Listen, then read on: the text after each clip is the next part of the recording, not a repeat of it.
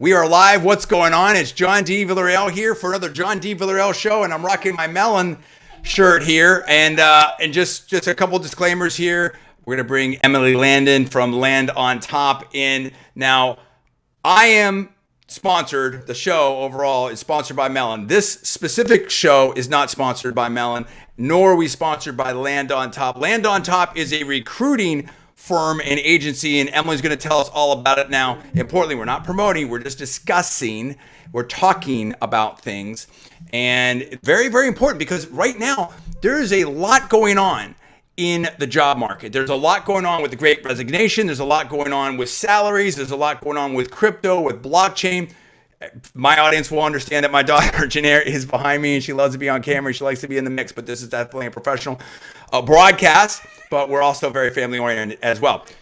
Emily, tell me what's going on. I've got a list of questions, and as you know, and as everybody knows, I can talk, but I am going to tee you up and we're going to get real. You know, as you know, I don't do gotcha questions. I don't do softball questions. I do real questions. First things first, tell us and tell everybody who you are and what do you do? Well, my name is Emily, and I am the crypto recruiter. So I recruit for the crypto space, any kind of crypto, NFT, Web3, gaming, blockchain companies. We're here to service. I love it. I love it. I love it. And you've been busy. I know.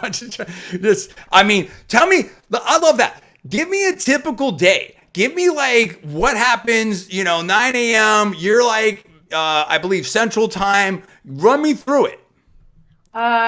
Man, I wish I could share a screen with my calendar. So the days start around 6:30. Wow. Where we get up, we're responding to LinkedIn messages. I usually get about 50 connection requests over the evening throughout the day. And then I'm chatting with anywhere between 100 to 150 people a day on LinkedIn. So I spend my mornings getting ready for that, just chatting with people, clearing out the messages from last night. And then we start with calls. So I personally speak with anywhere between 10 to 22 people a day on the phone. Amazing. Just getting to know them, making friends, right? That's what I'm here to do, is make friends and find them jobs. So it's a lot of back to forth, mostly back to back. I've got 17 text messages and 5 phone calls I've got to return after this. It's unbelievable. I mean, has it always been like this? Is this a current job market thing? Is this a recruiter thing? Is this the crypto blockchain NFT space? What generates that level of activity? It's a recruiter thing, right? Okay. So it's about, who's got the motivation, who's got the passion. So if you're really passionate about recruiting and actually helping people, you're going to push, and you're going to push hard. Yeah. But if you're more passionate just about, kind of making the money, you're probably just going to coast by and do what needs to be done. But I really want to meet people and actually help them make the right move, not just any move. So I function at 120% every single day. I'm not trying to toot my own horn. It's just, if you saw my schedule, you'd agree. Yeah. And that's kind of what you need to do to be successful in crypto, though, just in general. There's no doubt. And I had a post on this, and you may not have seen it. I had a video where I've learned, and I've always had this philosophy, but I learned a long time ago from one of the Silicon Valley legends, in my opinion. It were a couple different people, really. And Silicon Valley, and I know people get tired of hearing this, but it's just so true, at least when I was there. Just unlike anywhere else in the world, never seen it duplicated. And the ethos and the vibe and the speed and the pace, the speed of deals, the speed of everything. But one of the things I learned is to always try, and no one's perfect, and things happen and life happens, and obviously when your volume goes up, and especially if you don't have a team helping you out, but to always try to respond to everybody, to have a no ghosting policy. And that's just so critical. As one of my legendary bosses once said, be nice to everybody, because who you see on the way up, you may see them on the way down. Things can change in an instant, especially in Silicon Valley. Like a person that, that whatever you may have thought here, now all of a sudden they're running a big company. Anything can happen, especially in this space. It's so dynamic. So I appreciate that. And I think that's especially rare for recruiters. I'll just editorialize for a little bit here. So many candidates feel like, if they don't fit that perfect box that can land something immediately, that they sometimes get ghosted or something. Explain that. Talk about it. I want to hear the experience from the recruiter standpoint, what it's like dealing with all this volume and candidates, and maybe from the candidate standpoint, like that experience. Talk about that. Great question. So I'm really glad you brought this up because this is something I've actually been wanting to discuss but don't know how to approach. So candidates getting ghosted, falling through the cracks, it's inevitable. And it gets down to the recruiter's day to day, right? So by talking to 100 people on LinkedIn, by talking to 22 people on the phone, you know what I mean? Something's bound to fall through the cracks. Always. So I think if people understood what a recruiter's day to day was, they would better understand why these things are happening, right? So back-to-back calls. So let's do LinkedIn, right? If LinkedIn, you open in, let's say I've got Google Chrome, I've got one LinkedIn tab open, and then all of a sudden I was looking at someone else's profile, but I didn't want to go away from this page, I would open a new tab, right? By opening a new tab, you then lose all the messages from the tab. So things get opened, they aren't actually read. Excuse me. So, it's a lot of stimulus coming to a recruiter because there's so many people to talk to. I mean, on each of our applications, we get anywhere from 100 to 300 applicants, right? Getting back to every single one of those is next to impossible. That's a full-time person's job just for one role, right? Oh, no doubt. So that's, I'm sorry. And I just want to interject some things here and there. And again, you know how I am. You can interrupt me anytime. It's not a problem. Doesn't matter that it's my show. I mean, I love the dynamic aspect of it. But I also interrupt people just to try to, push and probe and make it interesting, entertaining, and enlightening. If I'm a candidate, and for whatever reason something fell through the cracks, not you, but just a recruiter is supposed to call me on Wednesday. Now it's Thursday or it's late Wednesday. What's the appropriate level of follow-up and follow-up strategies that would help? That is appropriate to keep on the radar screen of a very important recruiter like yourself. I'm going to bring Trevor in here as well. Perfect. Yeah, excited. So Trevor is our recruiting manager. We're really excited to have him here. So when it comes to following up with a recruiter, I would say, going back to earlier where you were like, you never know what someone's going to be, whether they're on their way up or on the way down. It's the same thing with recruiters. You never know who we're connected with. So if we miss a call, coming at us with a nasty message isn't doing anyone any good. No way. Of course. Hey, sorry we missed each other yesterday. Are you available to talk today? Or, hey, I was really looking forward to chatting with you. I know yesterday didn't work. Can we find another time? Right? Just that kind of follow-up, but don't be afraid to message your recruiters. We're around, we're here to help you, but sometimes things do get missed. It's unfortunate. Everybody on my team, we all have iPads. So we're all writing down exactly, hey, talk to Joe Schmo, need to respond with job description, right? Things like that. So it also gets down to, process and documentation. But to sum it up, there's too many candidates to send personalized rejection responses to. Right. That's fair enough. It's just, I can't do it. But let's and we'll come back to that because I have a lot of different questions and stuff. But what's great about this is there is no hard time limit. We can go as long as we want. There's a lot. I want to make sure everybody talks and says, and there's so much to dive into here because I think everyone's talking about this with the Great Resignation, the job stuff, supply, everything's going on. Yeah. Trevor and Emily, first of all, Trevor, introduce yourself, tell us who you are and everything. And I also want to know about how both of you got into this business, right? And now you're with Land on Top. I want to hear those stories. Go ahead, Trevor. Yes, so I'm Trevor. I'm recruiting here and love this opportunity in this space. I would say that I got really serious in terms of investing in this and doing the deep dive, going down the rabbit hole, as they say, a little over a couple of years ago. And then it really kind of started to intensify during the pandemic when most of us had a lot more time on our hands and got, some few hours back in my life that I didn't have to commute anymore. And I spent that time, honestly, doing as much research as I possibly could. Like most people, when they kind of start out, you look at some YouTube influencers, you listen to different podcasts, you're reading, the Cointelegraphs and the Bitcoin.coms and just really kind of diving in. And I started to invest in it a little bit as well, too. So I had some skin in the game and it really allowed me to, really learn about the industry and various protocols and the ecosystems associated with that and the real world use cases. I think that was something that really was interesting to me. And I had previously done some recruiting in IT, and a lot of these things that I had seen before it seems as if it's a reinvention or an extension or building up on previous technologies, right? So that's how I got into it, and had the lovely opportunity of connecting with Emily, and it was a great match, and here we are doing awesome things. Yeah, absolutely. And I have to say this. I mean, this is just, everything. Please check all the disclaimers. Not alleged any facts, not cast any aspersions, all for entertainment purpose only. Please check all the disclaimers. Everything you do is at your own risk in life. We're not giving any advice, financial, recruiting, job, otherwise. Right. Indeed. Now, so, okay, I've got a whole list of questions. So that's the first two. But now let's get to the heart of it, right? What is, I know you guys probably recruit for many, many different roles in different positions, and you can talk about that and land on top.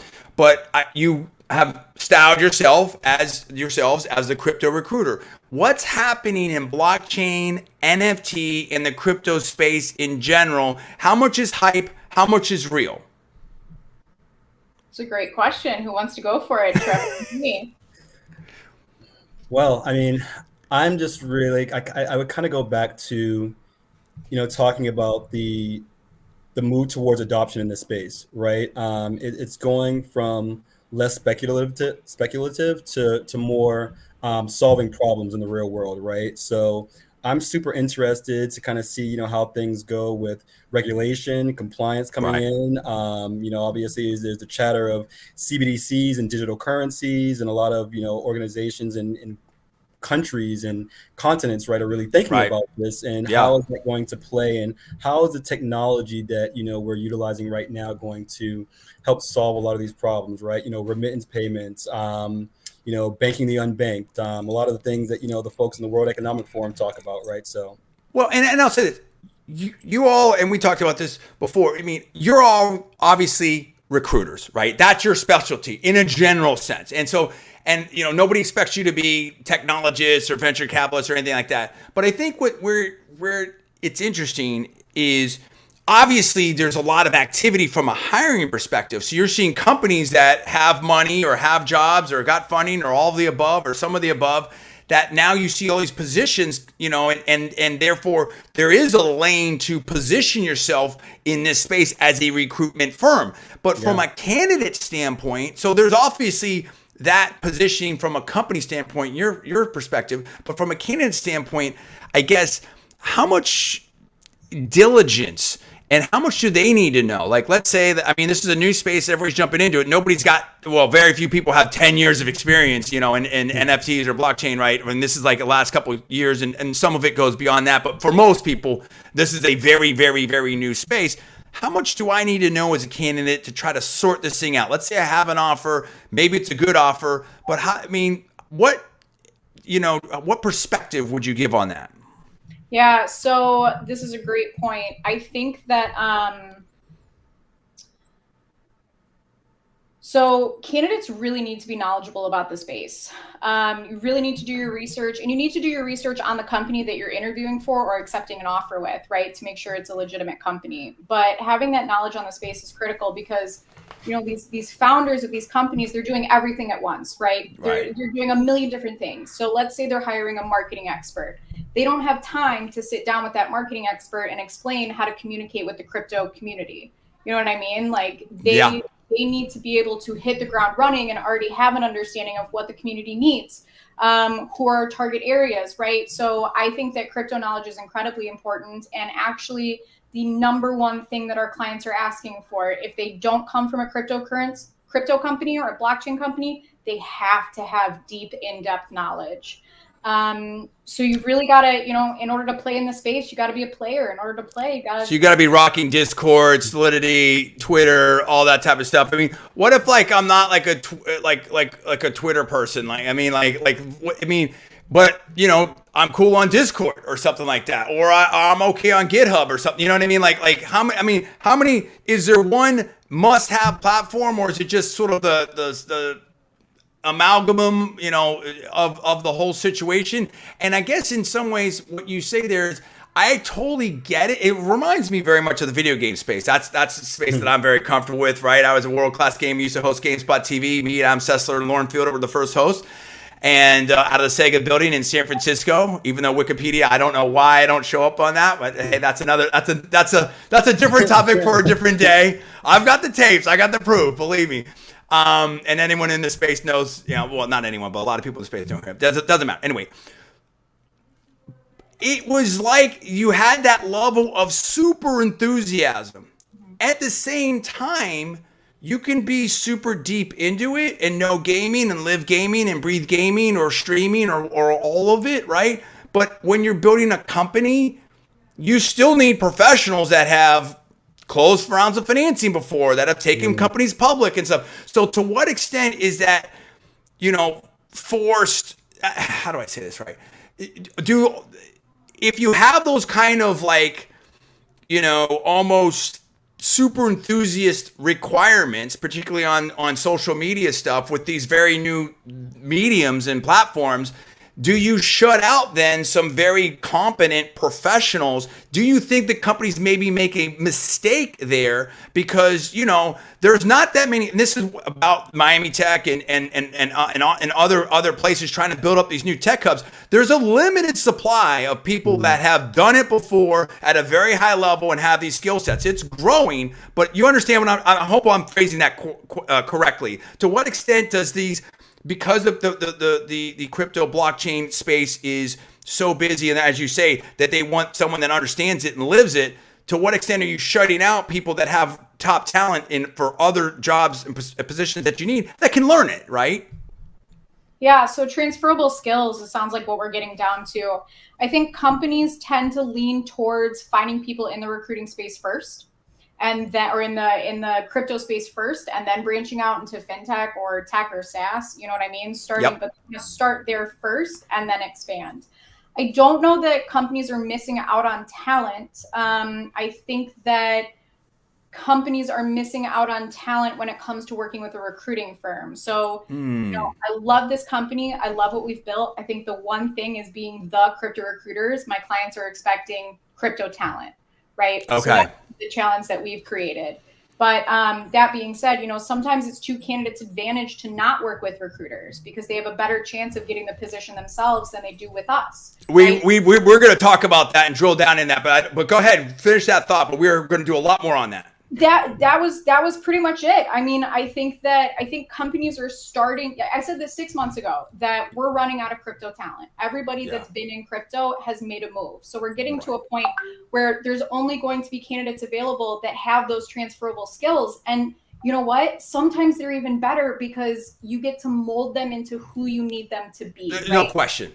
I mean, I'll step in on this. This comes up all the time in automotive, right? I'm an expert in automotive too. There's a couple different fields that anyway, and so I stumbled into the automotive. So, okay, for those that don't know, as I know we're having a new audience here, I was, a VC in Silicon Valley, in Bay Area, Silicon Valley, San Francisco.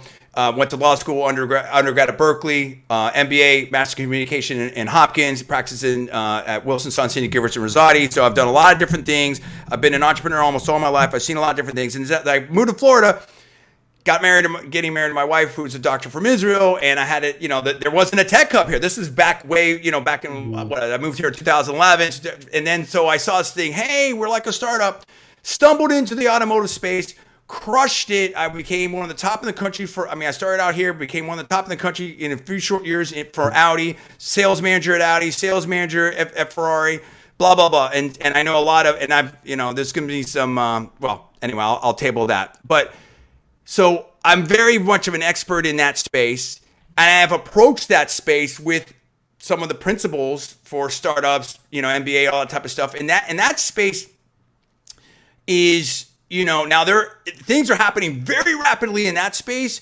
with all the disruption with Elon Musk, Lucid, everything like that. But let's say 10 years ago, 5 years ago, that space was very ripe, in my opinion, for disruption and was maybe 20, 30, 40 years behind. And so this leads up to this. There's a constant discussion, to your point, Emily, in that space. Hey, do we hire people that have 30 years, 20 years, 10 years of sales experience, that know it, that have sold luxury. And there's obviously, if you sell VW, it's very different than selling Audi, which is very different than selling exotic and Rolls Royce and stuff. And so there's sort of a levels, right? Or market segments. So there's always a discussion. Do we hire talent that is very experienced, or do we take people that have college degrees or fresh and do the Tesla thing, give them iPads? How much is process? How much is sales? How much? There's all that discussion. And frankly, to your point, I've seen all models work. They all work, right? It just depends on, do I think there's an approach that's better than others? Absolutely. Do I think that you need sales skills and communication skills no matter what you do? Absolutely. But I have seen some very innovative processes. And I do think, here's my general philosophy on all of this. And you tell me if I'm right or wrong, because you're the expert, both of you. Talent is talent is talent. And so I was a 4-time national champion, third in the world in my sport. And I believe that you show me a winner, I'll show you a winner, right? I can take that winning mentality. It could be esports, it could be anything, right? Or, a painter, whatever. If you're very talented and very disciplined and very focused, then I can transfer that. I can use that. I would rather have that. We will get to that. Absolutely, Emmanuel. 1 second. And I think that that's translatable. I would rather work with motivated talent than someone that's maybe experienced. At the same time, I think that experience also is very important and counts. You give me an experienced team that knows how to sell and is effective, and I think this is maybe in a lot of different fields, then I think that also plays a part. So I guess that's a long-winded way of explaining this. I hope I made that point, but I want to look for, and this intersects so many different topics, and maybe we'll touch on some of these. If I'm putting a team together, I want to recruit everywhere, right? I want to see talent from anywhere and anywhere. And you see this with NFL teams too. They'll take Olympic champion or Olympic level sprinters, right? But you never played it down in football. It doesn't matter. You can get open, right? And that's what I think that, but then the challenge is managing that volume. But I think you have to look at talent anywhere, everywhere, and I want the best talent. So hopefully I made some sense. Please make sense of that. I think you know what I'm trying to say. I think kind of going back to what Emily was talking about earlier, right, is that transferable skills are very, very important. And I think it goes down to some of the best people that we work with, right? It's just some of their natural characteristics, right? Things that any employer is going to want, right? Great communication, a hunger for the industry, passion, things that necessarily you probably can't teach, right? Because like many of us, we all have to start somewhere when it comes to crypto and blockchain. I mean, exactly. For me, it was a lot of just doing the research, do your DYOR, right? And, eventually, you have to start networking with people. And it's also transferable skills, but I would also say it's close comparisons, right? So kind of that's the analogy before, right? You may be able to get a soccer player that's going to be an amazing kicker in the NFL, right? They're not exactly the same, but there are still certain principles, right? They're still going to need to go to practice. They're still going to need to become a master of their craft. They're still going to need to be a team player, right? So when we're doing recruiting and we're trying to provide the best talent for our partners, we're trying to find the people that obviously have that experience, but also too, if they're a little bit light on that so-called crypto experience, what are they doing outside of that, right? Are they advising? Have they volunteered for an organization? Are they a part of, have they taken a blockchain certification? Are they in some kind of community group, right? Are they doing the work on their own to show that they have that passion to get into the space? I love that, Trevor. Let me interject something right here to refine my question. I think it'll make it better. To what extent do you feel like recruiters kind of fall into this siloed thinking of, hey, the company wants this, I'm going to get paid for this, I need to place someone, and I'm just, this is my list, I'm going through my check mark list, and if you don't have this experience, you're screened out. I'm not saying that you will land on top. Or to what extent can a great recruiter make the case, find that talent, add value, and say, hey, you know what, company X, I know this is a little bit outside thing, but I talked to this person and I really think they're doing exactly what you talked about, Trevor. They've done this, and this, and I've been this long enough. I think you should at least interview this person.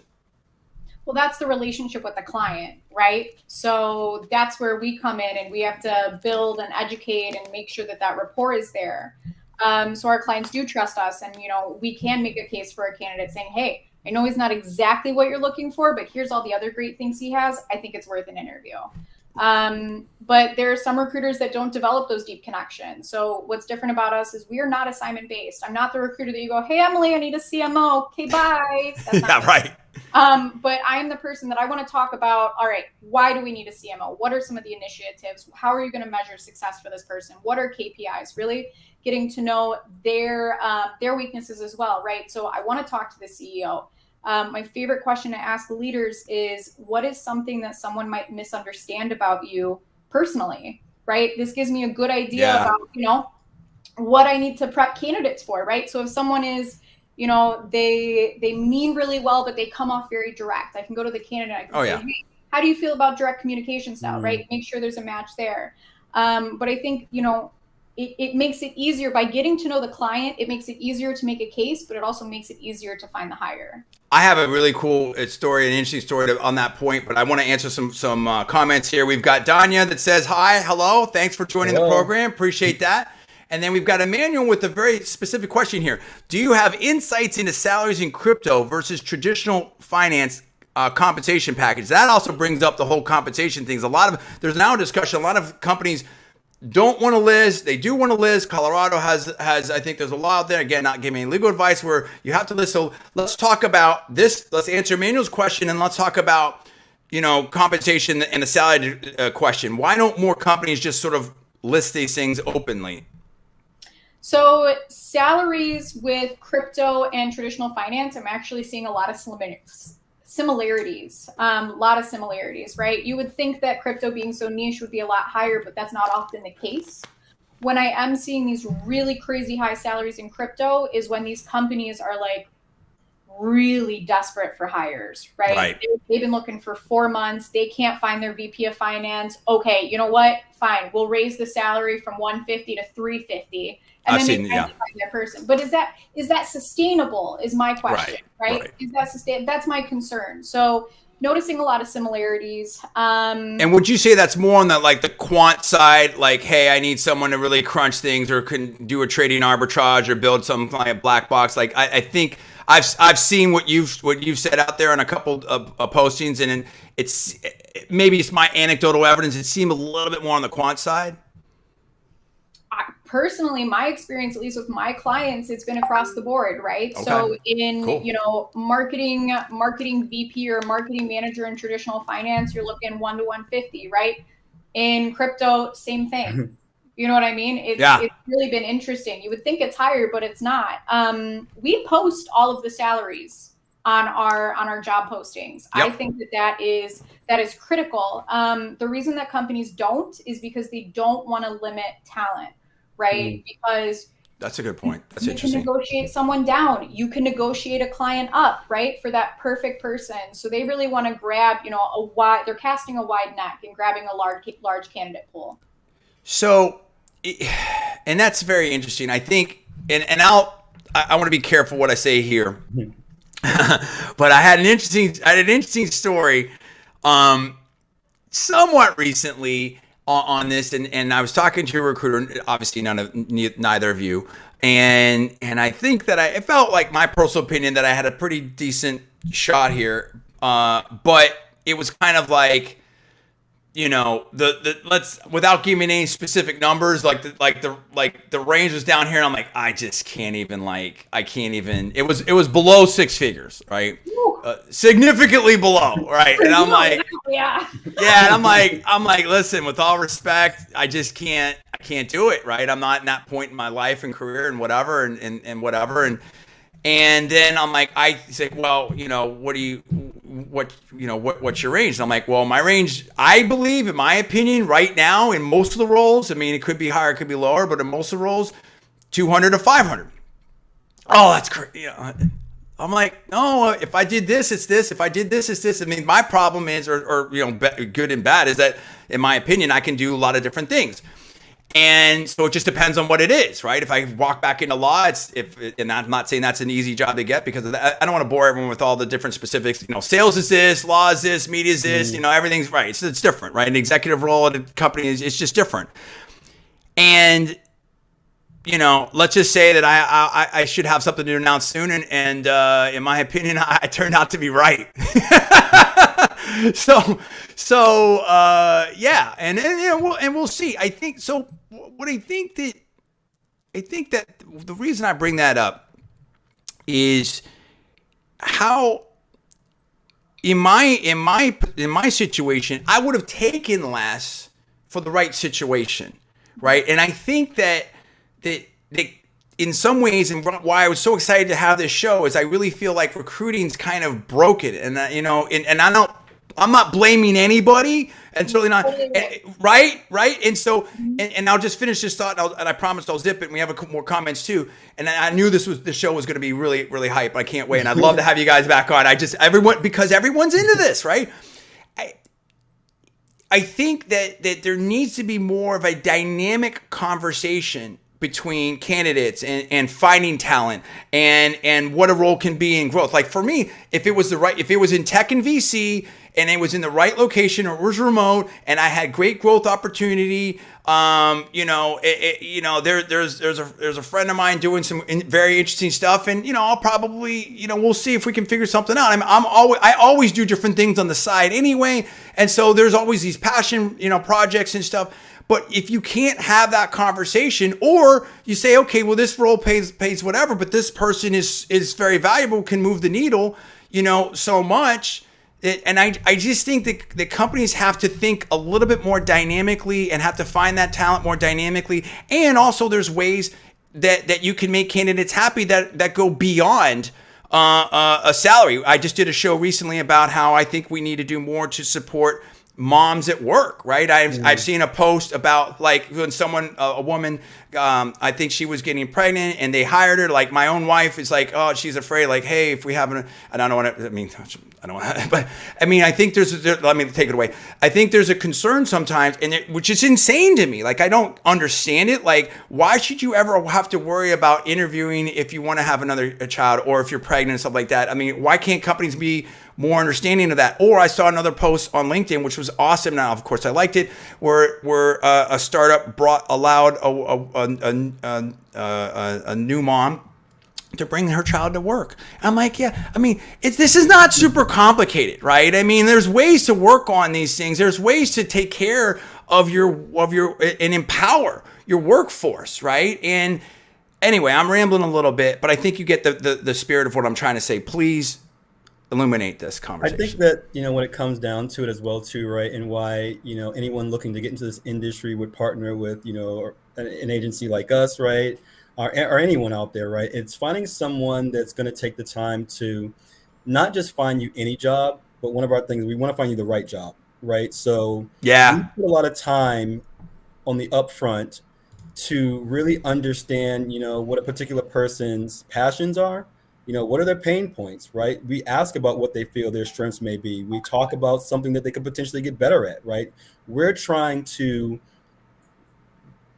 and also to be like the voice for them, right? Be the conduit, right? Between the client and the candidates, right? So we're trying to, there's so many different things that are going on, but essentially we're trying to make that good marriage, right? So that the client's happy, absolutely, the candidate's happy, and then we, by osmosis, right, we get to be happy as well for everyone involved in that kind of relationship. So I think it really does go down to and come back to just caring, right? Caring about where people are coming from, what their motivations are, what their drives are, right? A lot of these things you can't find on a piece of paper or, on someone's LinkedIn profile. And I think that, a lot of times that organizations and a lot of other agencies, perhaps, and recruiters in general are doing themselves a huge disservice because they're not taking the time to find out what makes someone different, right?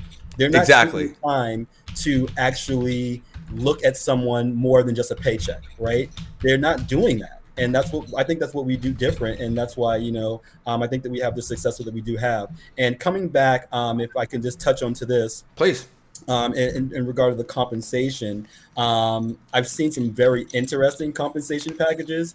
And think about this as well too, right? We're in the crypto and blockchain space. A lot of these companies are in various stages of growth or maturity, right? They may pay, the same thing as TradFi, right? But this organization may also be able to offer you fully remote, right? To That's huge. Oh my gosh, that's offer you huge. benefits, offer you, if it's a various, company and they have that, right? They can offer you different stock options, tokens, things like that, right? Equity in a company, so that, hey, you might be on paper, you might get 150 to 150 in traditional finance, but if you're a part of a company and they give you 1% equity and it becomes a unicorn, Game where are over, you at, buddy. right? Yeah. So I think that's a really cool thing about crypto. And also too, right, there's also companies that are also paying in crypto, right? Whether that be their native token or stable coins. So it's just super interesting, and to see kind of how the space develops. We accept crypto. So a Yes, lot we of do. our Wow. I love it. This is crazy. I love it. I mean, and this is, again, this is all personal opinion. We're not giving any advice, not giving any financial advice. And my own view is, like, I'm definitely very interested in blockchain, and I like NFTs as well, particularly for certain use cases like video games and maybe art, some different, or memorabilia, some things like that. That's my own personal opinion, but I'm also very skeptical of that. But I'm with crypto, I've always been like super skeptical just because of regulatory things. You see some different things with different, geographies and governments doing some different stuff out there. At the same time, some of the smartest people are, and I think that I'm huge. I definitely believe. I took a class at Berkeley, which is like Berkeley, Stanford, and Imperial College. Of like DeFi it's here, and it's only going to be more and more and more. So it's just so fascinating. It's such a fascinating space. I've got so many other questions to do, and just give me a heads up on generally how much time we have, because I'll just keep going because there's so much to talk about. Colin, are marketing roles in crypto hard to come by compared to dev and engineering roles? Interesting. I know digital advertising still has some regulations. And again, we're not giving any regulatory legal advice, any kind of other advice. Everything you do is at your own risk. What do you think of that? Yeah, so dev and engineering roles, every single company is hiring for. Right. What's interesting is right now, marketing is also something every company is hiring for, because there's all these companies and projects that are popping up that everybody's trying to grab market share. Yes. So marketing is actually one of the hottest hires right now. It's going to be IT, marketing and product, and then HR is actually coming up with number 3. Well, that makes sense. They new people, right? So you have to have some kind of internal capability. And we have another one, Emmanuel. Just want to thank us. Thanks, team, for sharing your perspectives. Oh, cool. Great. Absolutely. So the next big thing, John, is business development. Now that the marketing is out there, now that the product is going to be created, now we need someone to sell the product. Right? We need deals. A little B2B action. And I like to see it as well too. I was thinking about this, Emily, like, as we move towards this, just as a space in general, right? Regulatory and compliance roles are going to start to pop up. There's right? your legal. We'll definitely start seeing that stuff. So, I think it's kind of staying aware of just the trends of just everything, where things are going in this space. And as a professional trying to get into the industry, that's how you can kind of get a little bit of a head start, right? So if you follow the news of what's going on with crypto and you're like in it, like, start learning about what it takes to be an NFT product manager before those postings come out, right? You know what I mean? Okay. All right. So let just and listen, I'm flexible. So I don't want to put anyone on the spot. I'm just trying to do some timing on my head, because this runs different than like a radio show and everything. It's live and it's unending. Generally, you guys have another 15 minutes, 30 minutes? How much? We're good. All right, let's rock and roll. We got a marathon. I love this. I'm so fired up, because I'm like looking at my questions like, wow, I've only gotten through like 20% of these. It's all good. Okay, hype versus real in this space. We talked about it a little bit, but let's just touch on it one more time. Like, I mean, obviously the jobs are real. Do you? Let me tweak that a different way to make it maybe a little more answerable and fair, I guess, if you will, because I don't expect it. You're recruiters. I don't expect you to be, technologists or market analysts. Do you think that this current hiring wave, how sustainable is that? Extremely. I think it's extremely sustainable. With the way the industry is going, with just how fast these companies are expanding. I mean, there's no better time to get funding than right now. right? And these are just going to be continuing to grow and grow and grow and grow. So, notoriously, January and December are slowest months for hiring. Wow. Yeah. Right. That You've makes never sense. been busier. Mhm. You've never been busier. So let's talk. So that leads to this. I've got a lot of sub questions here. Where is the job growth? And you kind of touched on it right now. It's the dev stuff, it's the marketing, and then biz dev, and then so is that kind of how you see it playing out? Yeah, that's how I see it playing out. So IT is always going to be the top need, right? Always going to be the top need. Mm-hmm. But then we're following marketing and product hand in hand. Mm-hmm. Right after that, business development. And I think after business development, or hand in hand with business development, is going to be HR and people, right? Because these are your basic functions. You need to build the product, you need to market the product, you need to sell the product, and now we need to grow the team. Dana has a question. Dania, I hope I pronounced that right, and I'll do my best on all the names. And also for the panel as well, like I ask anything, it all comes to mind. I have some quick notes, but everything. So if there's a question that you don't want to answer, that's fine. That's not a problem, because I'll just try to get in everything here, and we can tweak it and we can spin it. I've got a couple of part-time offers that pay in crypto. What are your thoughts on that? Asked Dania. Congratulations. That's right? Yeah. No, that's good. That's awesome. I think, if my question would be, are you currently in crypto? Because if you're not currently in crypto, oh my God, take those offers, because that is your foot in the door. Right. If you're currently in crypto, these could be great side projects for you. Mm-hmm. That's my thought on that. But I think that's awesome. Anything in crypto is amazing. Well, then it's so interesting that you say that, and I'll be extremely vague on it, but I mean, I see there's I'm going to further tweak and abstract and refine that. I had a conversation with one of my good friends, and I'll name the name, Professor Lou, right? And we used to be in business together for America's Venture Capital, and I was his TA and for the Venture Capital class, the Entrepreneurial Finance class at Johns Hopkins, and he was down here for the North American Blockchain, conference in Miami, and we were talking about, we're doing it. And I was like, yeah, I got this thing, whatever.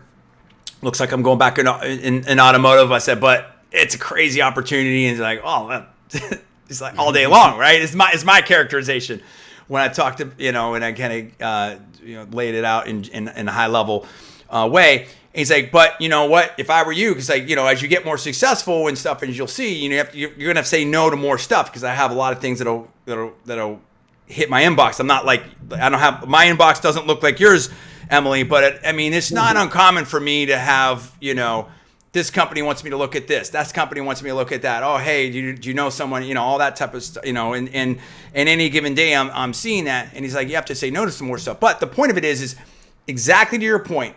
He's like, do that, but then do obviously the media stuff, right? And building that up and everything I'm doing there. And thank you again, Bellin, for sponsoring me and everything and what we're doing here and the YouTube channel, 62 million plus and going views.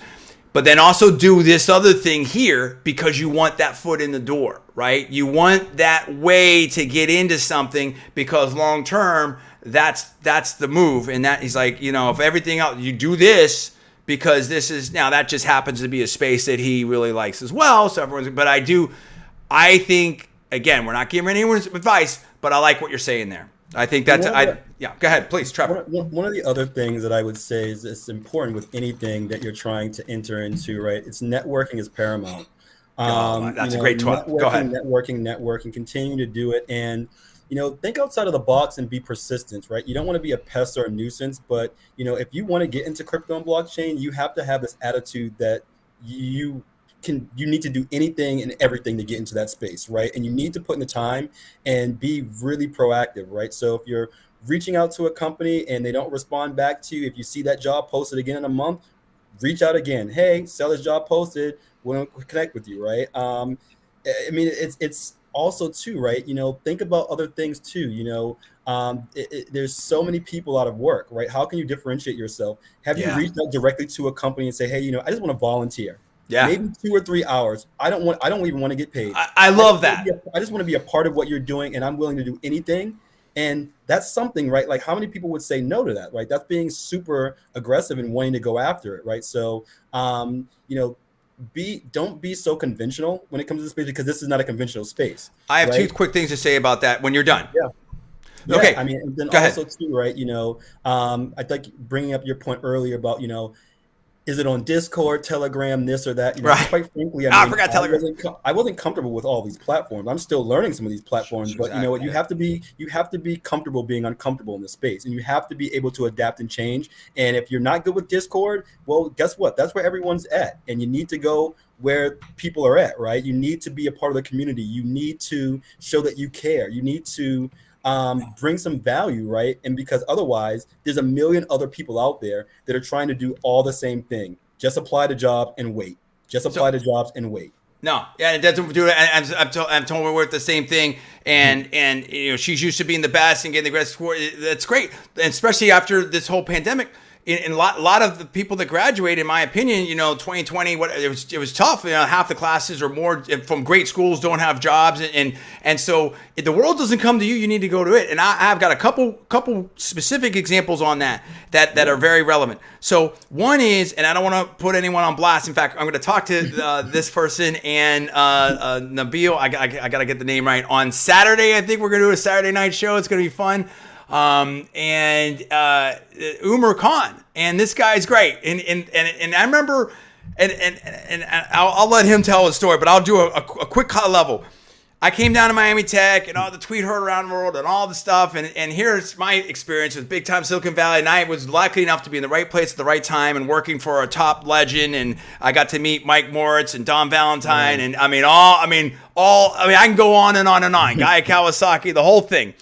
And I was just blessed in that way. And I've been to a lot of different tech hubs and great schools and whatever. And there's tons of people that are way more accomplished than me. But I was just, for a farm boy from Western Pennsylvania, like nobody would have predicted that, right? So, so here I am, and I think I've seen a lot, done my tours of duty, if you will, in the tech VC world. I come to South Florida, and I see the tweet, and all of a sudden, oh yeah, where everyone's super excited, and I see this person who was, I guess, real estate. He was young at FIU and stuff. And I'm like, we're excited, John, on blockchain. I'm like, dude, this guy's like following me around. Not literally, but I mean, you know what I mean? Like posting on my stuff. And I'm like, oh, I know you're excited, but I mean, let me, it's a little different between Miami and Silicon Valley and New York City and Austin and I'm like, oh, geez. And I at one point, I don't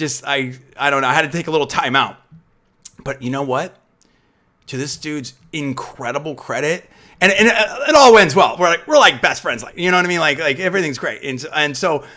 And he went, to exactly your point, Trevor, to like every single conference you could. So this dude started from like zero in a year. In blockchain, crypto, VC, all that tech, like no experience whatsoever. He went to every single conference he could. He was posting, he was talking, he was hustling. I've never seen, it's been since Silicon Valley, right? That's Silicon Valley hustle. And I saw it and I'm like, wow. And then like my Professor Lou was like, hey, you got to talk to this person. I'm like, okay, if you're giving me a recommendation, let me give it a shot. And they were at the Tampa conference and stuff. And I'm like, okay. And then when I talked to, I don't get into it, but I was like talking to some different entrepreneurs and stuff. I'm like, you know what, this guy's totally cool.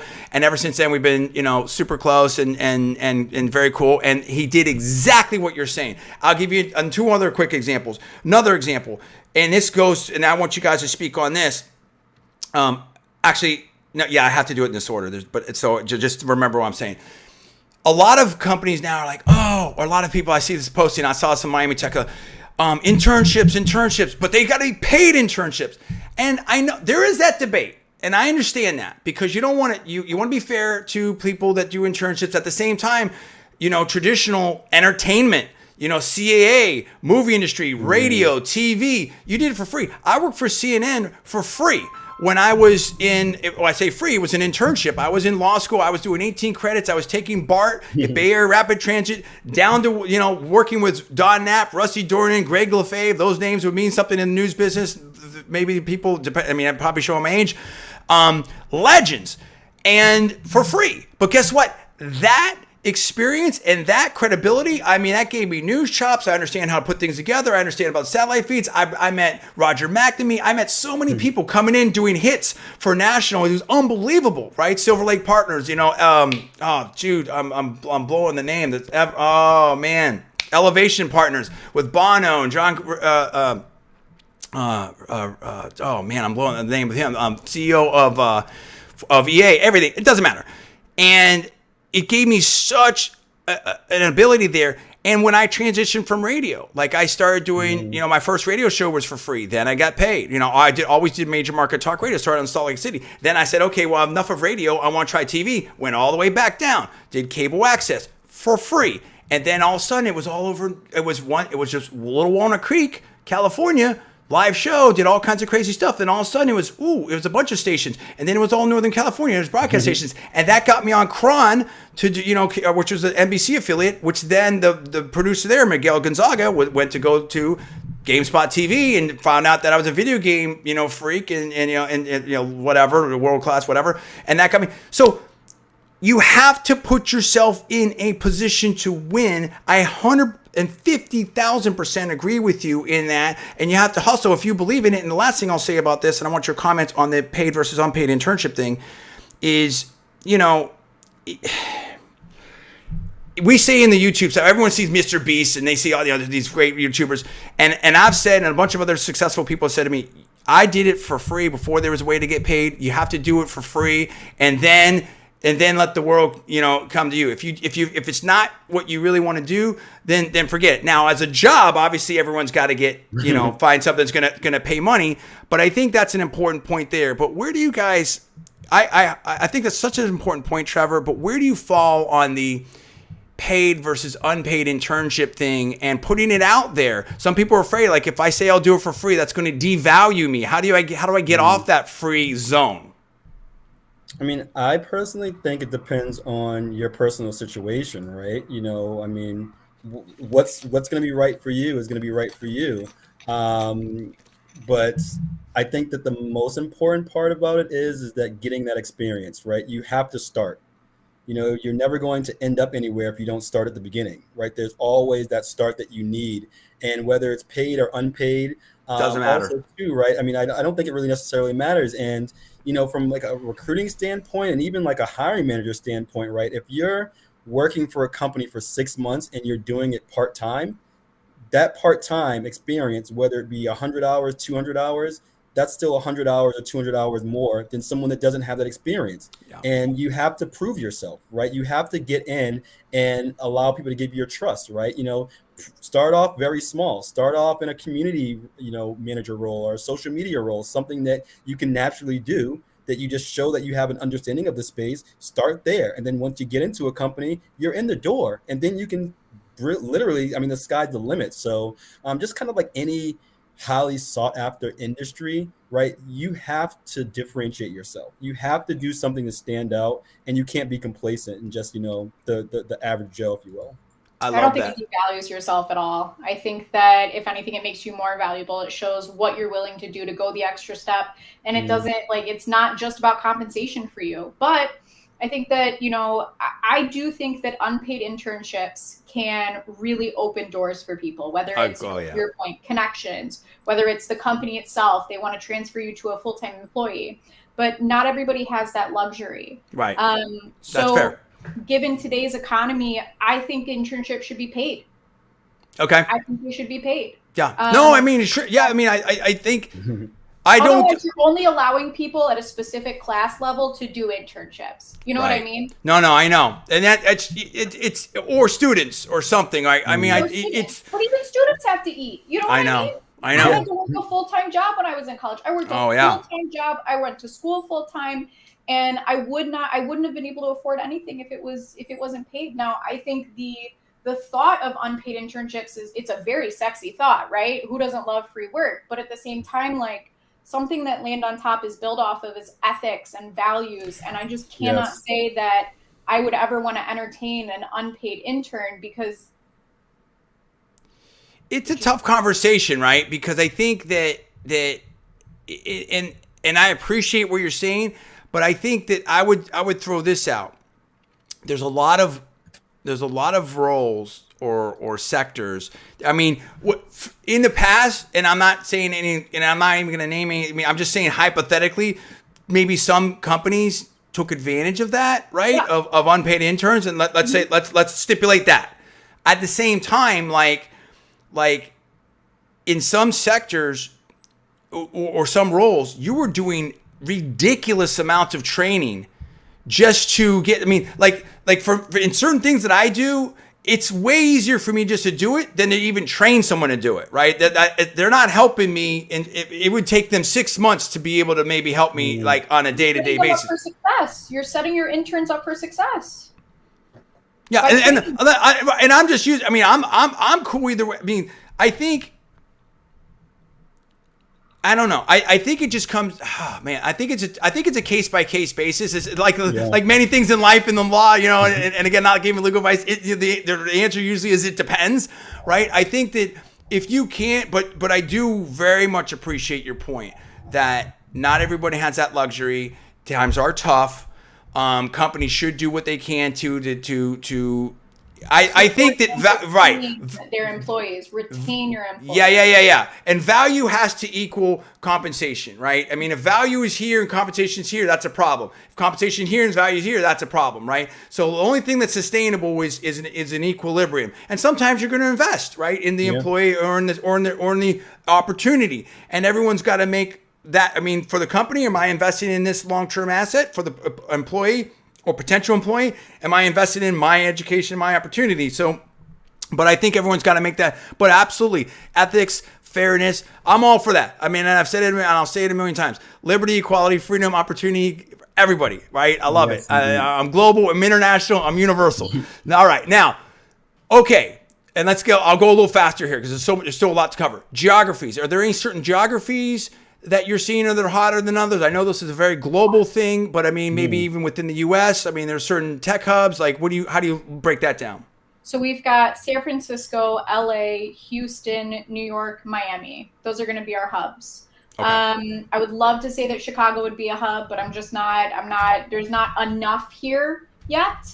Though it's funny. So one of my clients, a global crypto exchange, they just started their U.S. branch. And we staffed their entire United States branch. And what's funny is most of my connections are in Chicago. Yes. So now most of their employees are now in Chicago, so they're moving a headquarters here because of me. That's awesome. That's crazy. And we talked about the roles. Generally, what kinds of salaries are you seeing? Yep. So I'm working on a VP of engineering right now for 300 to 500, including a head of people from 3 to 5. Wow. I'm also working on a business development person under 75K. We've got product owners. I've got a community manager just under 120. I mean, we're really seeing wide salaries, and that goes back to the type of company, right? So these bigger players, they're going to have these bigger salaries. These smaller players that have big funding are going to have, those comfortable salaries. But these really scrappy companies that maybe are just in the almost about to get funding. I mean, they don't have any funding, so they're not paying a whole lot. But I'm not one to turn my nose up to that because I think that those opportunities are incredible for equity. I mean, incredible. Yes. Ownership and just really building something that is your own. So, I think that, And part of that is the employee versus entrepreneur mentality too, right? In crypto, you have to be an entrepreneur. You can't be an employee. You have to be an entrepreneur because if you're just an employee, you're not going to put in the amount of research that it takes on a daily basis to be successful in this space. You have to be an entrepreneur to be in crypto. Okay. Now, how do you, and we talked a little bit about this, but maybe you can illuminate a little bit more. How do you upskill and get ready for this space? Like, okay, I don't know anything. I know a little bit, how do I get in this thing? Yeah. Trevor, do you want to take this one or do you want me to? Yeah. I mean, I would say the way that you get into the space is you become a true student of it, right? If you were trying to, let's just name any actor out there, right? And they got a lead for, any particular movie. How do these people become believable as an actor? Right. What do you do? Method acting. They got to live it. you live the life, right? You go where that person went. You talk to where those people. You eat what they eat. You might change your appearance, and things of that nature. So I guess it comes down to it is that you have to continuously be a consumer of this space and learn as much as you possibly can, right? For me, before I got into this, I'd been recruiting for, over a decade and able to marry that with my love of crypto and blockchain. But, when I wasn't working, I would literally start, on my own time doing the research. And I just did not stop. And I did not stop until I knew about what FUD was, about HODL, until I knew about the words, until I understood, market analysis. And then I started, doing some investing. I had a little bit more skin in the game. And that also made me want to learn more, right? I wasn't around during crypto winter, but, I was around during the correction of last year, right? And it humbled me.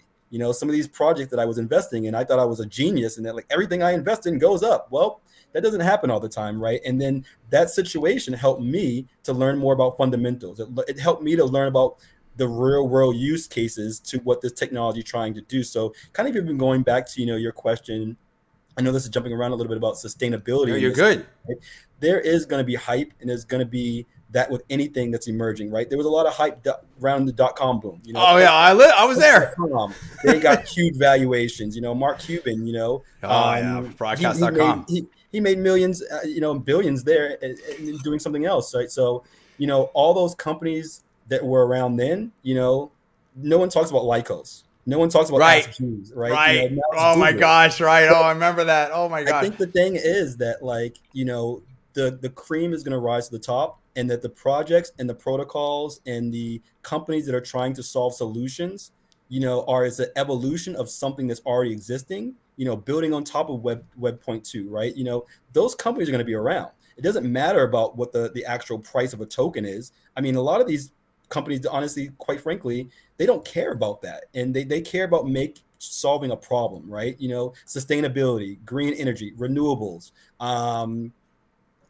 digital trustless storage, identity. I mean, there's so many things that are going on, right? NFTs and smart contracts. And, eventually, I can see, you having your license or your birth certificate in the form of an NFT that's instantly accessible. And it can only get to you through the proper mechanisms and authority of who you are, right? Without having to go through the middleman. So it's just so exciting. And I think that, there might be hype around certain things, but eventually, the companies that are going to be around that are actually solving problems are going to be there, and it's always going to be that need. Quick programming note. So if it's okay, I'll kind of skim what I'm going through here. Maybe 15, 20 more minutes. Yeah. Hard stop at 8:30. Worst case, are you okay? Are you guys okay with that? Perfect. Yep. Okay. Perfect. And I'll try to go faster. And what I'm going to cover here is and again, you only talk about what you're comfortable talking about. I'll try to set things up, as best I can. I want to talk about politics and tech a little bit. I want to talk about general resume tips, what companies look for, interview tips, the Great Resignation, how work has changed. We're going to cover all this. So, you may want to fast forward some of this depending on when you're looking at this. I know it's a little bit of a longer one, but this is so good. Let's talk about politics and tech. And then Emily, you may be a little bit ready for this. You've seen some of my stuff, or maybe you have. I mean, you're so busy. I'm not saying you have, but you might have. We were Trevor. Not as much, but but I mean, so one of my pet peeves. I don't think it's any. I'm a political expert, okay, and I'm sort of conservative, almost libertarian. I don't think that's a shock to anyone that knows me or has followed my stuff. Now, I've stayed away from politics for a while because everything, and I get just burned out of the stuff too. But right now, everything's in my opinion, way too crazy, and hopefully things will return to some level of normalcy here in the not too distant future. I think that things are way too hyper partisan. But when I was in Silicon Valley, it was more of a libertarian vibe, meaning tech by nature in entrepreneurship is disruptive. It's sort of anti-corporate. It's anti-establishment, kind of, sort of. And nobody really, nobody cared. Everyone, was. There was very few. There's some, but there was very few third, fourth, fifth generation people. I mean, they called Stanford the farm because not too long ago it was a farm, right? There's still there's still Leland Stanford. There's still farmland on the back there with the horses by 280. And, So almost everyone was from somewhere different. It was all about, hey, what are you doing? Let's change the world. Let's go. And nobody cared about almost anything else. Nobody asked about, what causes you were, what nonprofits you did, who you're going to vote for, who you did vote for. Now, I'm all for good causes. Don't get me wrong. But I think that now, particularly like in Florida and other places, is there a sense that, Republicans need not apply, that tech has gone so far left that it's like, hey, I want to, I've seen this in job applications. Hey, what's your Twitter handle? Hey, it's not just your LinkedIn, but they want to check your social media. And that's kind of like, it's a little creepy. It's a little weird, right? I mean, is that even like, how legal is that? I mean, again, I'm right. Go ahead. That's legal. That's totally legal. I think it's fair to check someone's personal social media accounts. We actually had this happen where, someone was extremely inappropriate on their personal social media. Well, that's terrible, of course. Extremely explicit on their social media accounts, right? And that's just not something we can have. So I think it's totally kosher for someone to be checking social media accounts. Absolutely. Don't think discriminating based off, views is appropriate, but I definitely think, if someone's being disrespectful on social media, I wouldn't want that person working for me. No question. We all agree on that. But my question is, if I'm independent, Republican, whatever, do I need to be concerned? Do I need to do some kind of, worry about what I'm going to post, whether you're going to say it, or that I can't get a fair shot? To what extent do you think that I'm trying to phrase this in the best way possible. Has politics... Go ahead. Going to support your views. If a company's not going to support your views or align with your values, you don't want to work with them anyway. I agree with that too. There's no doubt about it. But I think maybe that's a better way to phrase it. Do you feel like politics have... and I think it's an interesting conversation because I don't think it's just... We're such an interesting space because I believe in... and I don't even... I guess there's... the famous Michael Jordan quote, and then some people that maybe didn't say, but Republicans buy shoes too. We have companies that have gotten so active, right, in terms of the different causes, and at the same time, I think there's some really interesting things that do align with people's values and do make it interesting and fun to work for companies that you feel like are doing work or things that or have values that you align with. So that's kind of cool too. But at the same time, are we being inclusive for everyone and allowing people space to be an individual and still part of this company? So I think it's how do you work through all of that, I think at your core, you need to stay true to who you are, right? But when it comes to, and I honestly think that this technology, it's kind of like the great equalizer, right? It doesn't care about your sex, religion, creed, where you're from. This is going to be something that's going to change everyone's lives for better or worse, right? But I would just say, when it comes back to the social media thing, this has been going on for, not only in crypto and blockchain, but it's been happening for years, no right? doubt. So, you have to be cognizant of what you do or what you put on social media, right? I kind of go back to, some of the things that you never want to talk about in an interview, right? You never want to talk about religion, sex, politics, race, gender, any of those kind of things, right? Anything that's like a protected class, right? Essentially, it goes to the same thing too. And companies are going to do your due diligence. And I would say you would be very naive to think that companies aren't scouring the internet and looking for what you do, right? So do what you do, but understand that, you may have repercussions from that. Clearly, you have to be professional, appropriate, and inclusive and obviously non-discriminatory, everything like that. Everybody agrees on that. We all agree on that. What I'm talking about is, we've seen cancel culture. We've seen a lot of different things. And again, I'm not getting to, but I've had Republicans come to me, people that are pretty high up, both in tech, in venture.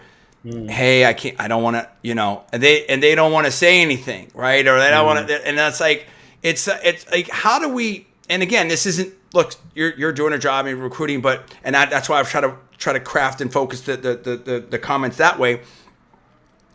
I just want to get to a space where everyone can just say what they want to say again, with it being professional and appropriate. Now, of course, all those stipulations, but I think that I'll say it the same way I've said it before. It's you. I think you want to be maximum inclusive without being exclusionary, right? In other words, if I'm putting a football team together, I'm not going to not recruit at half the D1 schools. That's crazy, right? That doesn't make any sense, right? I want the top talent everywhere. And do you think so? I'll stop on this one. I mean, do you think that from what you see on a day-to-day basis, do just say everything's professional? We stipulate all that. But hey, maybe I was a member of the College Republicans, or maybe I have something there that maybe looks like nothing, just very mainstream, but just maybe I whatever. Do I have anything to be concerned about? Is that going to hurt me in trying to get a job in the crypto blockchain world? I don't it has think not so. been asked by our clients. It has never been approached. In the 6 years that I've been doing this, no, it's never been brought up, not once. So the challenge is that might be us coming from the recruiting world, right? As a recruiter, that's not normally a conversation that would engage, and the interviews are like the environment is well maintained by us, right? Yeah. That's good. I don't know that we have enough data to cover that. Because they're not going to say, right. They're not, who's going to tell that to you, right? I mean, that's right. You probably shouldn't, but I think, I think there's what I'm sensing is, and I maybe I think there's tremendous energy on an opportunity for lack of a better word, sort of non-political tech, right? And non-political venture. And it's kind of like, I remember going back to the CNN example, when I was an intern at CNN, I was there the day that Fox News went live. And I remember what the newsroom was like, you've got, 5, 7 dozen channels that are not Fox. And then you had Fox, and Fox wasn't even that great when it started. But guess what? Half the country had a place to go to watch shows now. And again, I don't want to throw anything out there, but you may know. I mean, you can see some. I'll just leave it at that. I think I wouldn't be surprised if we see some stuff this year. I think there is tremendous energy for non-political tech, and you guys might be even busier. And I think there's going to be some business opportunities in that. But anyway, I appreciate that. You guys did a great job of weaving through that. It's a hard to get your hands around. I'm a tech venture expert and a political expert, and I don't even have all my answers. But I think everybody just wants to be treated fairly. I think everybody wants a fair shot. That's all that it is. It's simple. It's not hard.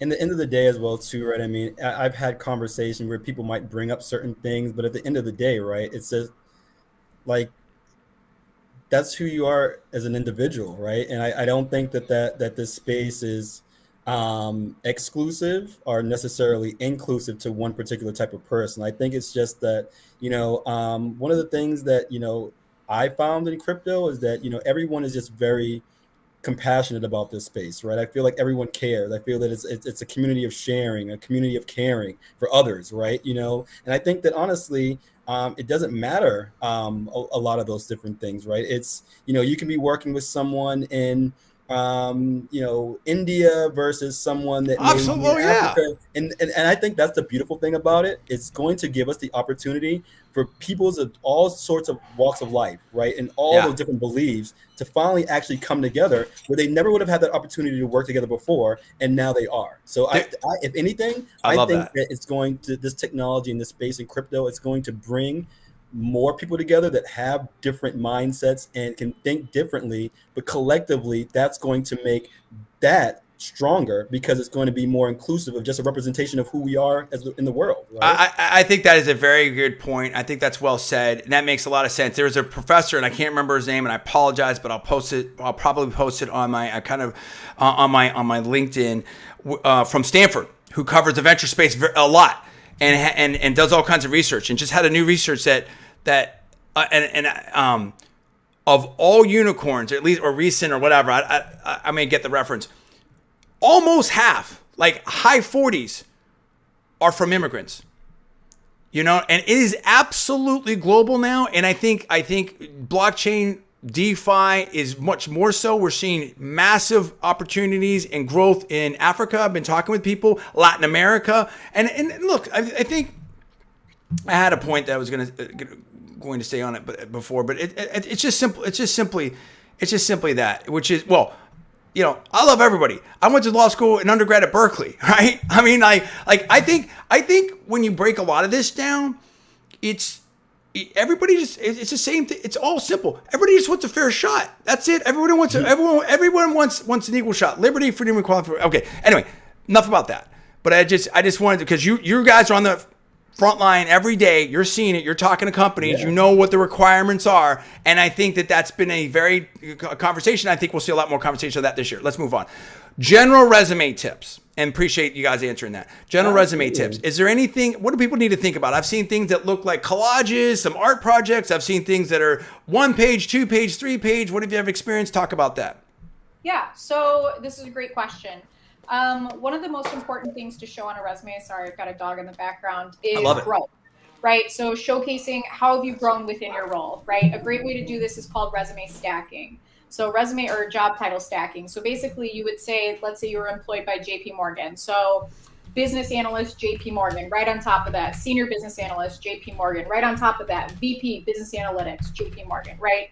So showing that growth, because people spend 30 seconds looking at your resume. So the goal is, how can we easily show growth and progression throughout your career while someone's looking at it for 30 seconds? That makes sense. So a resume, the honest truth is people really are only viewing the first page of your resume.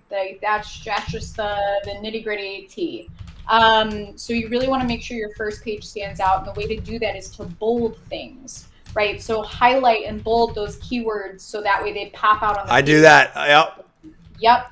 And then, you know, max 2 pages, but you know, it's a toss up, right? So there's a lot of people that won't read more than the second page, more than the first page, but it's like, how much effort are they really putting in versus the people that are looking at the second page? You know what I mean? But you don't want to miss out on an opportunity just because HR doesn't read the second page of your resume. So 2 pages, general rule of thumb. Get as much information as you can on there. Make sure your first page represents you the best, and then your second page is just an additional experience. What if you're an entrepreneur and you bounce around a lot? Sorry, go ahead, Trevor. No, one other thing too, kind of while we're on that, you know, and I know that people hate to hear this when they're applying for jobs, right? But sometimes, you know, the one resume, you can start off with a general resume, right? Yeah, but I know where you're going. Go ahead. I would say that, you know, depending on the particular role or the client or what you're trying to do, you may want to highlight or focus on things that are a little bit more pertinent to the particular job, right? So, you know, if you've done maybe a role before where it might be a hybrid of a customer success and, you know, community manager and social media, right? But this role is a social media role, right? You want to really start talking about what you've done, what you've achieved in social media. You know, do you have words that are matching the job description? Yes. Do you have bullet points? And are you telling a story, right, that shows someone to say, hey, I want to have a conversation with that person? A resume's job is to get them to be interested and want to pick up the phone and give you a call or send you an email. It's about kind of like fishing a little bit, right? You have to get that attention, right? And their attention span is super limited, right? And they're talking about other things. So be creative, be you, stand out. What you just said is such an important point. I want to refer back. I want to say one more thing about the political thing right here, but I love what you're saying right there. People are like, oh, I've got to say, and it's like, no, the resume is a tool. It doesn't have to be it's not a historical document. Right? Of course, it has to be factual, but I mean, it's right. That's a different thing. But it's a tool. In other words, you don't have to say everything. I'll make an analogy and I'll make the better point. In the car business, when you pick up the phone or you email someone, you're not trying to sell the vehicle. You're trying to set the appointment, right? And that's a different mindset. You don't need to say as much to set the appointment. Right? A resume doesn't need to tell everything that you've ever done in your whole history. It just needs to get you an interview. and then going you can back to what you elaborate on it. said, right, with like sales, right, and being in cars and sales, right, you can lose a deal by just saying too much. Oh Right? yeah, I do it all the time. You don't want to oversell yourself, right? You don't want to just, like verbal diarrhea or, just writing down everything on a piece of paper. You want to, sometimes less is more, right? Sometimes it's choosing what you say or choosing the right words, right? So you kind of have to become a student of that and be comfortable with yourself, but also too, right? Really kind of focus on and highlight the things that you're good at, right? And don't beat yourself up, and just be flexible, be open-minded, and go into it with a positive attitude, and usually kind of positivity kind of spawns from that. And that, so on the political thing real quick, and because Mm-hmm. it directly relates, what I want to say is, again, not to, whatever, but I think where both sides kind of miss sometimes is, I think, not that I have some enlightened any whatever. I'd like to believe I am. I love the conversation. I think there's things that we can, and I know it sounds trite, but I really think there's things we can learn from both sides, but I think there's things we can learn from everybody. I love conversations, and that's why I think I'm so good at selling, and obviously the music.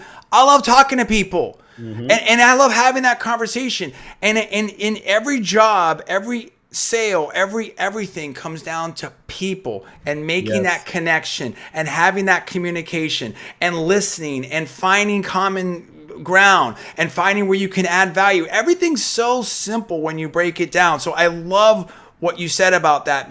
I'm so glad that you put that point in there, because that's very important. Lastly, what I would say when it comes to politics, all that kind of stuff, right? Everything. That, is typically, not, dinner conversation material. I would say that for the most part, I think, and this is very indicative of, my experience in blockchain and crypto, is that people in this space have more in common than they don't. Yeah. I think it's, everyone's going to have something, right? But for the most part, I've enjoyed this experience because everyone that wants to get into this, there's just something about them. I don't necessarily know exactly what it is. It's not a certain characteristic or some one thing, but that there's this common love for what we're doing, right? Whatever it's trying to be and whatever you want crypto and blockchain to do, you're in it because you love it, right? It seems like there's an energy to learn and to change the world. Yeah. Right? A little bit of that. I mean, do you find that too, Emily? A little bit? Nice. All right, I'll go faster here. So we talked about resumes. Any interviewing tips that you would have?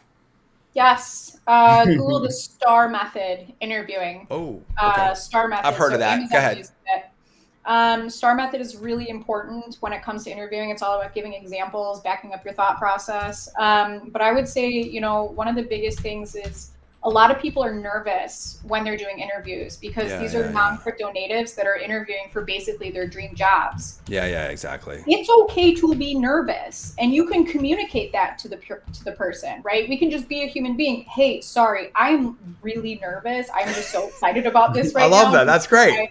You know what I mean? Just be. I already want to help you out. Just saying that, it's so effective because it's honest, right? It's all about, you want to work for a company that's going to accept you.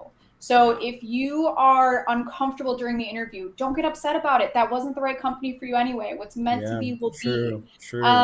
So I think the biggest thing is preparing, right? So you need to do your research on that company before you go to that interview. I'm talking research. I want to know what their competitors are. I want to know what their product is. I want to know, anything you can find out about them. Let's find that out.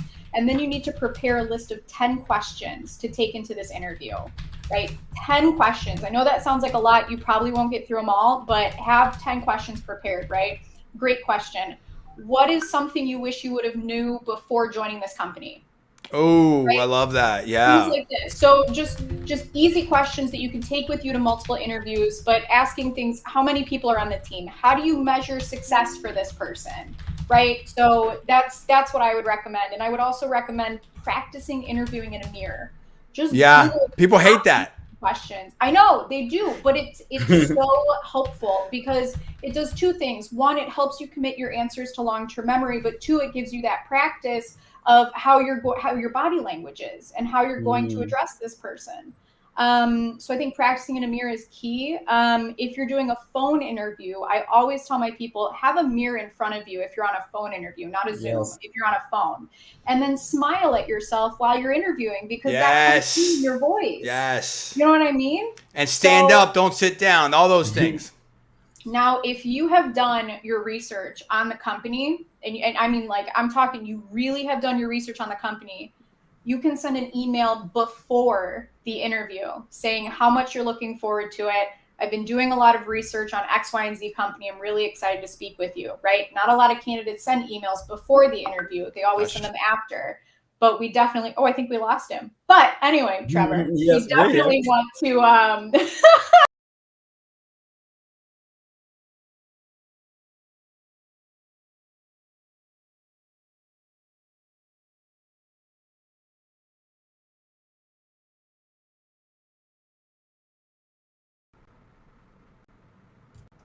hey. Yeah, I don't know what happened there. We're back. I don't know what happened there. I was. I think on we a still. roll and you cut me off. I don't know what happened. No, you were on a roll. I don't know what. No, I don't know what happened there.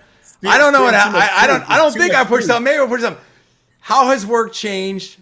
What are we seeing? The Great Resignation. But I'll blame myself there. Somehow, who knows? I was going back to my notes. I don't know. Maybe I pushed the wrong button. How has work changed? The Great Resignation, remote, global, everything. Like, what are you seeing out there? It's been amazing. It is definitely a candidate's market right now. It is up to candidates to pick the jobs that they want. They've got plenty of eggs in their basket.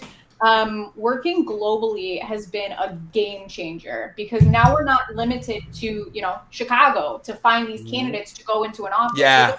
So things. I love it. You can find talent anywhere, but Yep. two, we can give companies skill sets that they never would have found because they don't exist in that area, right? And also help with salary and budgets, right? So if you're hiring someone in Chicago, that salary is going to be completely different than, Utah, right? So if you hire someone in Utah for the same position, you can also save on your budget. So are you seeing that? Are you seeing sort of a salary arbitrage with companies, talent arbitrage?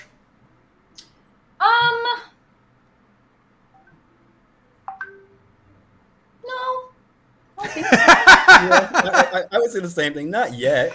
No. Because we've seen some companies that like, hey, you can work remotely, but we're going to pay you based upon where you're at in the city. And then some employees push back and say, hey, wait a minute, if I'm doing the same role, where does it matter if I'm living, and especially if everyone's remotely? So I think that's I think there's an interesting conversation there. Thank you, Chi-Town. I see a lot international. I see a lot of that international. I don't see that much. It was funny. I was just joking with a client about this. Yeah. She was like, everybody wants New York salaries. Right. Everybody wants New York and San Francisco of course. salaries. But what's great is they've deserved New York and San Francisco salaries this entire time, right? They've deserved these salaries this entire time. Now they're finally making what they're worth, and their low income state or their, middle of nowhere living area is not holding them back. Yeah. Well, and I think we're right. I think we're seeing a lot of the Great Resignation. I think there's a lot of different theories on this, like what's happening and what's going on, and do people rethink priorities, and maybe work's not everything or whatever. But I think you've finally seen, without unionization or something like that, like mass unionization. Again, this isn't a conversation about unions. I'm just trying to conceptually framework something. Mm-hmm. The workforce globally, and certainly in the US, has kind of pushed back and say, hey, wait a minute. We want to work remotely. We want to live where we want. We want quality of life. We want to have higher salaries and all this. And how are companies reacting to that? I mean, obviously, when your cost of talent goes up, that affects the bottom line. Like, what conversations are you having about that in terms of these companies? Yes, yeah, go ahead, please. Trevor, do you have any thoughts? Sorry. I think that, honestly, it hasn't come up too much right now. Yeah. I think that, for the most part, especially, domestically, that I think part of it is your space is so hot. You know what I mean? Like, and everybody, and it's so data driven. Like everybody knows, like this is what it's going to be. Or like you said before, Emily, like, hey, if you need someone right now, you got to put a bonus on it. You got to put a kicker on it. I think that, the companies too, I mean, we're selective and we want to work with, companies that are stable, right? But, in this space, if you're well funded and really backed, you're going to have the money to get the talent that you need. Right. And they're not, I don't think they're shy to pay what people deserve. And it doesn't really necessarily matter where you are in the country. Right. They're taking all that into account. Right. Because they know that this is remote right now. They know that you can get the talent from somewhere else. I always believe in overpaying talent, especially if you think you're going to be a unicorn or something. I mean, it's such a small, in my opinion, again, not giving any advice, such a small price to pay to be able to be where you want to be. I've seen it so many times. It always takes more than you think it's going to take, right? I mean, it always takes more talent, more money, more time, more everything, right? Get there. Think about this as well too, right? Would you rather pay someone the fair salary or try to short them a couple of 10,000, 20,000 even, and then they leave a month in the job and you have to start that process all over again? Is it really worth it? Forget How much time and energy that goes into that, right? Retraining, the culture, all of that stuff. So, I think that they're doing their due diligence on the front end. Okay, we got about 10 minutes left here. I'm going to keep to my promise, and this has been amazing. I just feel like we'll see, but I feel like this is going to be one of those shows that people are going to watch a bunch of times and rewatch, and then tell their friends and all that type of stuff. We'll see. I mean, it's hard. I don't like to make predictions on shows because you never know. Like some do amazing, some do. I'm going to bunch all these together, and you guys take the ones that you want. This is the rest of my questions. What are job seekers looking for? Who needs a recruiter? What's the best way to work with the recruiter? Should you seek a recruiter out or should you wait for them to contact you? And what would you do if you're looking for a job right now? That's it. Okay. It's a little late, so my brain is mush. Can we go through those one by one again? Yeah. Sorry. I'll do them 2 or 3 at a time. Perfect. Let's do 2 at a time. 2 at a time. What are job seekers looking for? Yep. And who needs a recruiter? Great. Job seekers are looking for companies that offer growth opportunities, healthy and stable environments, great cultures, excellent leadership, because you could have boss, not a job. But they're also looking for good funding. Companies that need recruiters, all of companies or candidates. Do you work just with companies or do you work with great candidates? So we're limited to what our clients are looking for. Mm-hmm. So our clients come to us and they ask us, hey, I'm looking for this project manager. And then I go out and do the project manager search. There is a rare occasion where I will come across just like this hot amazing candidate. And I will proactively take their background and take their profile and go to companies and say, hey, would you be interested in someone like this? Are you hiring for someone like this? Do you know someone? And actively help them find their next position. But we have a ton of open roles right now, so we don't even have time to be doing that. Quick question from the go ahead, Trevor. To who needs a recruiter, right? I mean, I think that any professional, right, should have a relationship at least with 1 or 2 good recruiters, right?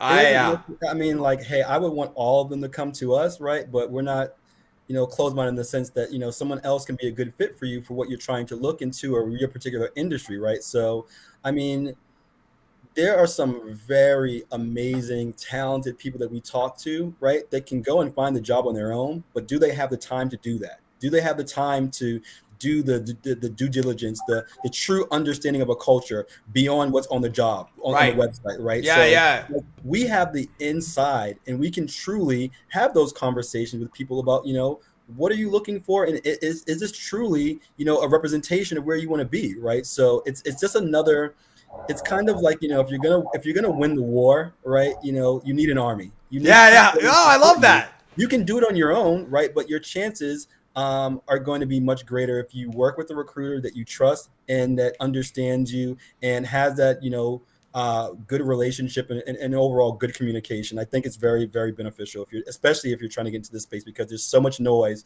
and sometimes you need someone to help you get through it. That makes a lot of sense. Chi-Town Bear Cub has a quick comment. This market has been tough for me as far as getting responses. I have 10 plus years of digital marketing experience, but no professional experience in crypto, 6 years of personal investing research. How does someone like that, does that go back to kind of what we were talking about before, Trevor, in terms of just dive in there, make yourself known at some of these events, and just do as much of independent studying? That too, but also to any other opportunities that you can do to get into the space, right? So when you work with a recruiter, when you work with someone like myself or Emily, right, and my team, is that we are going to be able to have that direct connect and channel with the client and share that stuff, right? This person may not have the professional experience, but they're extremely passionate. They're an investor. They know about, Ethereum. They know about EVMs. They know about Solidity. They know about smart chains. They're, active in their community. They're doing volunteering. They took a course. We're able to tell that story when normally, you wouldn't get you wouldn't get the opportunity to do that. That's if great. you just put your resume in a pile of other people. So yeah. Another reason why it's really important to utilize someone like you, because we can tell your story and we do a really good job at it. For marketing, it's I think a great way to break into the space is start writing articles, right? Oh, so I like that. Yeah, that's a good idea. I think is a really good idea. And then networking, right? Just exactly what everybody's saying. And so what's key when it comes to networking is keeping your introduction short and to the point. Okay. I think that's what everybody loves about me is I'm very direct. I'm very to the point. Yes, you are.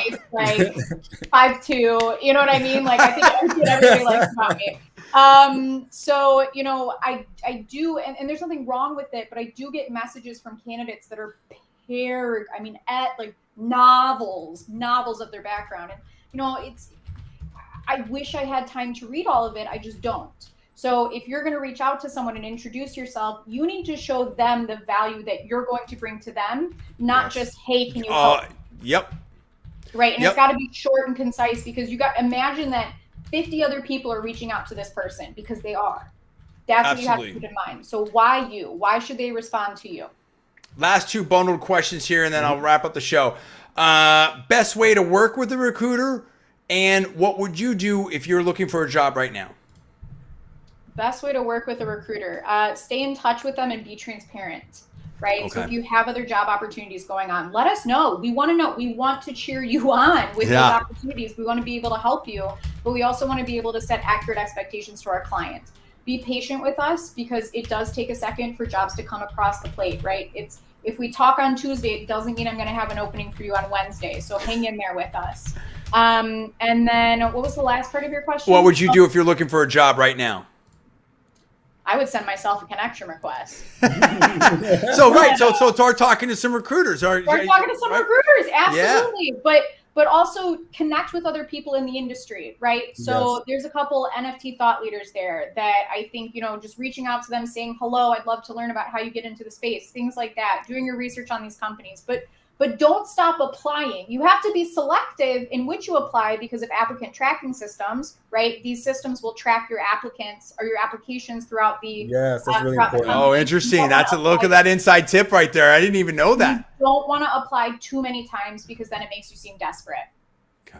That's so you don't want to apply for a desktop support position and then a VP of engineering, right? Because wait a minute. Weird. It's like these things don't line up, or head of HR when you have no business applying for that role, right? So that's kind of an insider trick, right? Be true to what you want, do the research, and try to find the best match for you ahead of time. And there's a million ways to do that research, right? And then also working with a recruiter. But that's definitely some kind of key tips that I think would be really helpful.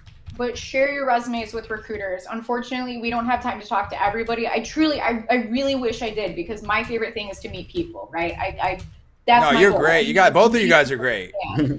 But send your resumes. That makes things a lot easier for us. So we have a last little comment right here. Emily and Trevor's Discord has been helpful. One suggestion was to take some LinkedIn learning courses, which I've gone ahead and completed 3 of them, and network a ton as well from Chi-Town Bear. So there you go. That's awesome. Listen, this has been amazing. I really appreciate your time. Emily Landon, the crypto recruiter. Trevor, the crypto recruiter from Land on top, Trevor Talley.